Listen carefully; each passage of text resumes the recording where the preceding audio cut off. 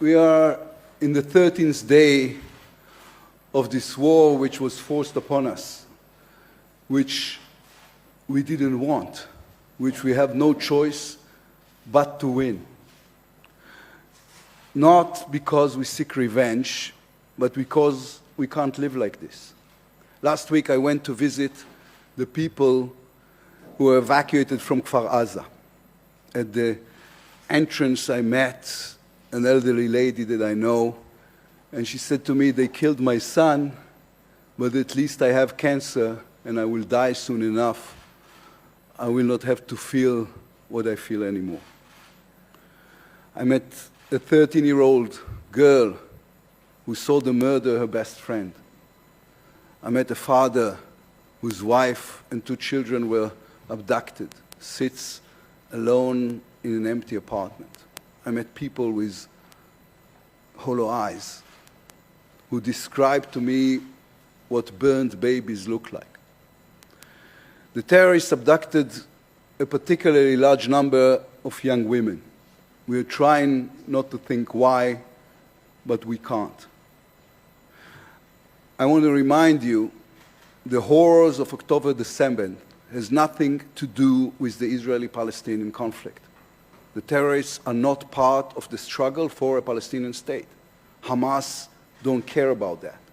Just like ISIS and Al-Qaeda, they don't want any agreement with anyone.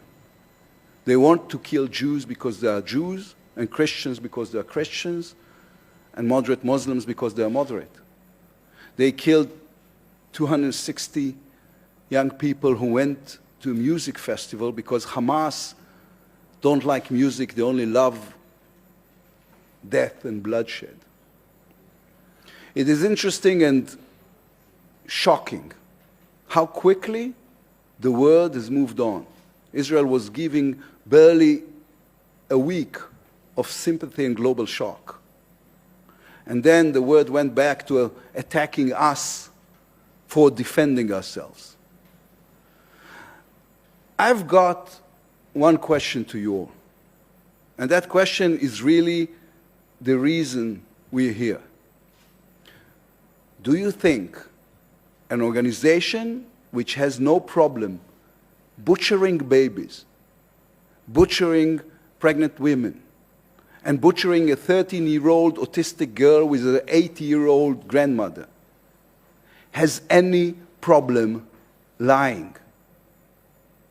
Of all the distortions of the press coverage of the past days, the worst one is the balance. A large part of the media is offering its readers and viewers a balanced picture. They are presenting both sides equally. The story told by a democratic country that is trying to protect life, and the story told by a murderous terror organization that hates life. Hamas lies as a policy. They murder our children and then they blame us. They murder their own children and then blames us.